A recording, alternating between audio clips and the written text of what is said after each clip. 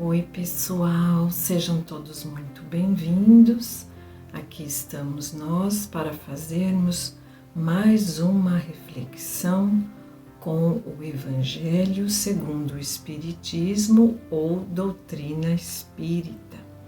Eu envio um abraço com muito carinho para todos vocês, irmãos e irmãs queridos que sempre nos acompanho. Hoje nós vamos dar continuidade ao capítulo 16, Servir a Deus e a Mamão. Nós vamos para o item número 8, que é Desigualdade das Riquezas. Mas, primeiramente, vamos elevando o nosso pensamento a Deus, nosso Pai de amor, a Jesus, nosso Mestre querido, ao nosso Espírito protetor, que é o nosso anjo da guarda, amigo e companheiro de toda a nossa jornada terrena. Vamos fazendo também as nossas vibrações amorosas pelo nosso planeta Terra, para que haja a paz. A paz no mundo, a paz em todos os lares, em todos os corações. E também vamos vibrar por todos aqueles que passam por grandes provações, por grandes sofrimentos. Pedindo também por todos aqueles irmãos que desencarnaram e estão fazendo o seu retorno à pátria espiritual naquele acidente aéreo na cidade de Vinhedo, que as equipes socorristas possam amparar a todos, pois para eles agora começa uma nova etapa de vida, pois a morte do corpo não acaba com a nossa continuidade. Somos espíritos imortais e temos a eternidade diante de nós. Pedimos também o amparo aos seus familiares e amigos, que Jesus possa abraçar e consolar a todos. Vamos juntos rezar também pelas suas intenções pessoais, pois nós estamos todos aqui reunidos nessa sintonia fraterna de grande amizade, fazendo as nossas vibrações para a melhoria de todos nós. E vamos juntos orar. Pai nosso que estais no céu, santificado seja o vosso nome, venha a nós o vosso reino, seja feita a vossa vontade, assim na terra como no céu. O pão nosso de cada dia nos dai hoje, e perdoai as nossas ofensas, assim como nós perdoamos a quem nos tenha ofendido. E não nos deixeis cair em tentação, mas livrai-nos de todo o mal. Que assim seja, graças a Deus. Então, vamos começar com o item número 8. Nós vamos fazendo umas pausas para refletirmos juntos. Desigualdade das riquezas. É muito interessante porque esse item é uma reflexão do próprio Allan Kardec e nós vamos acompanhar as conclusões que o professor chegou. A desigualdade das riquezas é um dos problemas que em vão se procura resolver, quando se considera apenas a vida atual. Então, o Allan Kardec já coloca aqui que é em vão resolver a desigualdade das riquezas, quando nós consideramos apenas a vida atual. Quando refletimos sobre esse tema, nós nos perguntamos por que existem tantas desigualdades no mundo, por que tantos sofrem tantas privações, tanta pobreza, enquanto que poucos detêm a riqueza, o dinheiro e vivem no luxo e na opulência. Quando a gente se considera apenas a vida atual, é preciso ter um olhar, uma visão espiritual sobre o tema, pois nós sabemos que todos nós, espíritos que somos, vamos através da pluralidade das existências, das diversas reencarnações, nós vamos passar tanto pela prova da pobreza quanto pela prova da riqueza. Ou vamos passar ou já passamos. E vamos então continuar com o texto. A primeira questão que se apresenta é a seguinte: por que todos os homens não são igualmente ricos? Por uma razão muito simples, é que não são igualmente inteligentes, ativos e laboriosos para adquirir, nem sóbrios e previdentes para conservar a riqueza. Cada um de nós está ali num patamar evolutivo e cada um de nós tem o seu livre arbítrio para lidar com o dinheiro. Alguns já adquiriram a educação financeira e sabem usar o dinheiro com sabedoria, sabem administrar bem os seus bens, enquanto que outros são levados a gastar até o que não tem e passam muitos anos e às vezes a vida toda apenas contraindo dívidas, muitas vezes porque, além da falta de educação financeira, eles caem na tentação de ostentar e de viver de aparências. Não aceitam a realidade financeira que têm, ou seja, gastam mais do que recebem. Essa questão pode nos causar assim muita indignação e muita compaixão também por aqueles que passam pela prova da pobreza. E é normal que isso aconteça, mas é fundamental que a gente adquira esse olhar, essa visão espiritual em relação ao dinheiro.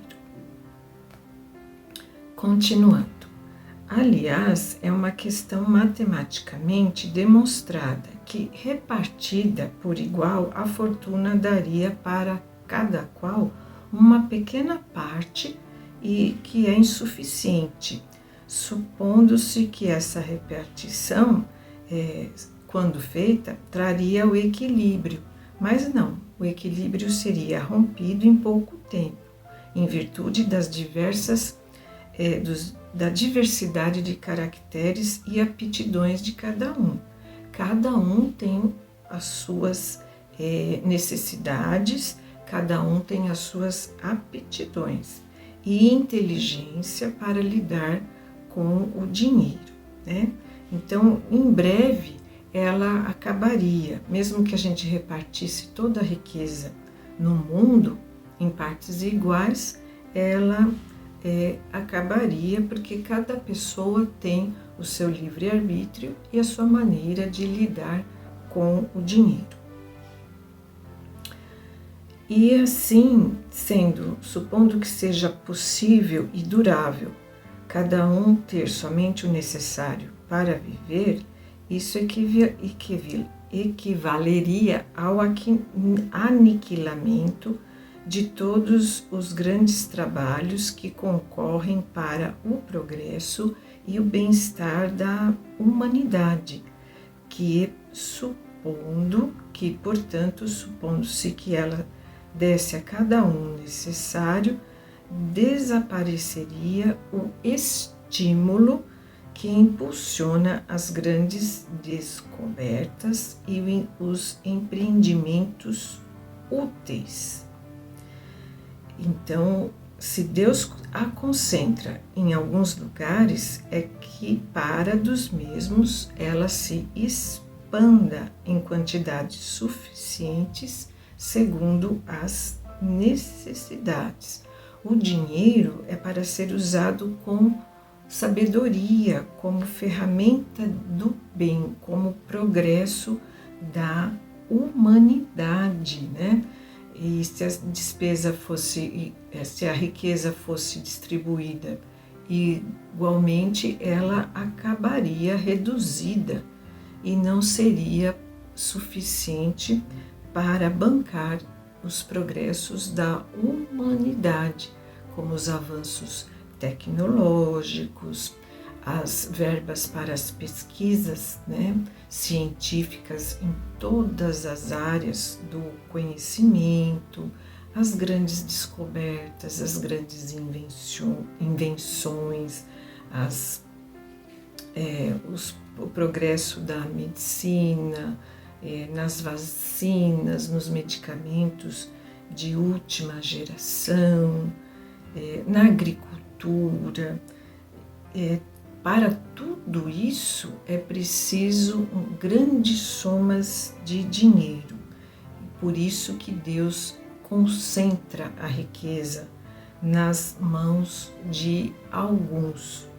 Quando uma pessoa fica ou é rica, ela já contrai uma dívida social para impulsionar o progresso da humanidade e não para ser apenas individualista, egoísta e concentrar a riqueza só para si e para os seus.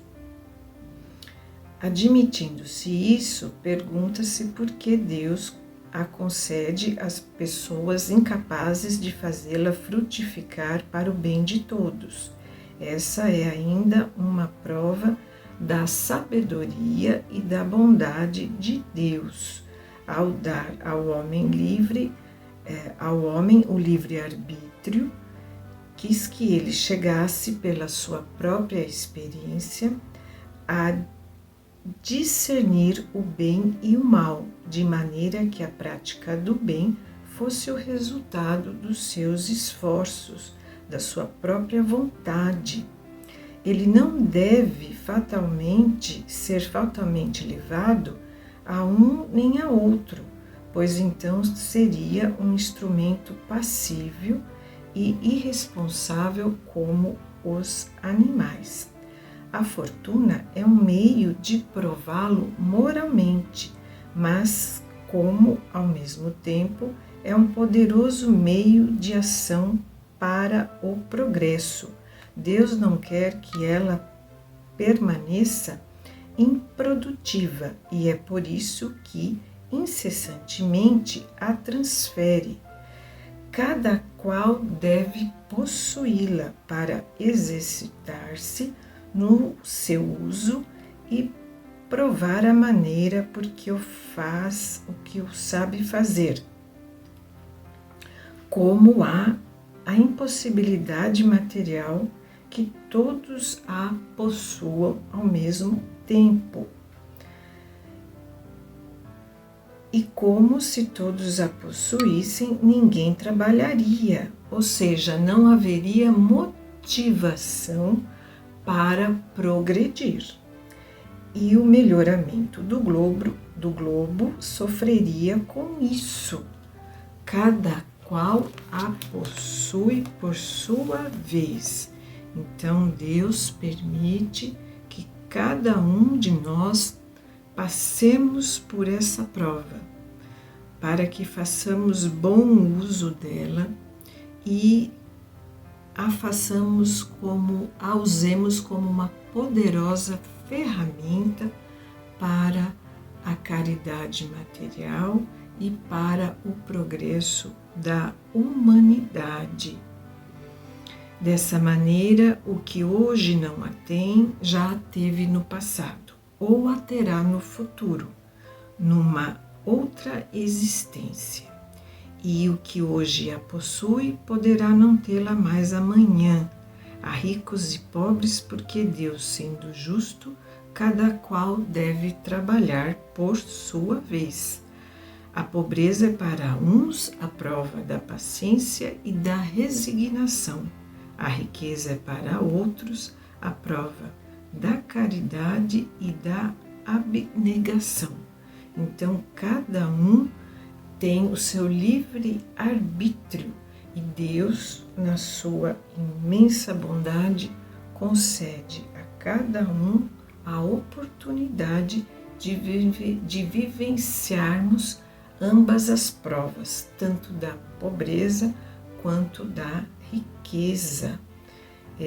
Nós temos no livro O Céu e o Inferno o depoimento da Condessa Paula, que soube fazer bom uso da sua riqueza, mas antes disso ela teve que reencarnar na prova da miséria e se preparar para a prova da riqueza, porque existe ali um grande arrastamento, muitas tentações para a nossa vida espiritual.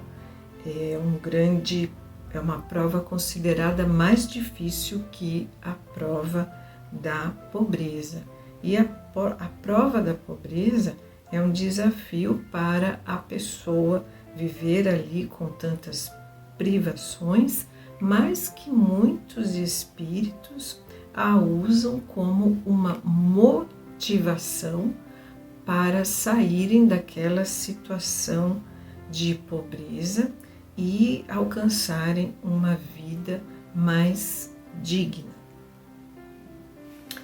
E para nós finalizarmos, o texto, Allan Kardec continua: lamenta-se com razão o triste uso que algumas pessoas fazem da sua fortuna, as ignóbeis paixões que a cobiça desperta, e pergunta-se se Deus é justo ao dar a riqueza a tais pessoas. É claro que se o homem só tivesse uma existência, nada justificaria semelhante repartição dos bens terrenos, mas se em lugar de limitar sua vida ao presente, considera-se o conjunto das existências, vê-se que tudo se equilibra com justiça. O pobre não tem, portanto, motivos para acusar a providência divina, nem para invejar os ricos, e estes não o têm para se vangloriarem do que possuem. Se, por outro lado, esses abusam da fortuna, não será através de decretos, nem de leis suntuárias que se poderá remediar o mal. As leis podem modificar momentaneamente o exterior, mas não podem modificar o coração. Eis porque têm um efeito temporário e provocam sempre uma reação mais desenfreada. A fonte do mal está no egoísmo e no orgulho. Os abusos de toda espécie cessarão por si mesmos quando os homens se dirigirem pela lei da caridade. Que assim seja, graças a Deus e graças a Jesus. Então, nós vamos encerrar com um trecho do livro O Mestre do Caminho, de José Carlos de Luca. É o capítulo 34, Sistema de Vida. Cada manhã e depois de rápida prece, pergunto a mim mesmo que deseja o Senhor de mim no dia de hoje. Chico Xavier. O que nós podemos fazer a cada manhã por nós mesmos para melhorarmos as nossas condutas de vida e o que nós podemos fazer em prol do nosso semelhante. Jesus estabeleceu um sistema de vida que, uma vez introjetado, independentemente de professarmos ou não alguma religião, e seja ela qual for, nos conduzirá a um estado de bem-aventurança, consistente em paz interior, alegria na alma, vida com propósito, sentimento de comunhão com todos os seres da criação, a começar por nós mesmos, e caridade para com os que sofrem. Nesse conjunto de bem-aventuranças consiste o reino de Deus, para o qual Jesus veio convidar a todos e que devemos acessar pelas portas do coração. Desejo a todos uma excelente semana e que Deus abençoe a todos. Muito obrigada.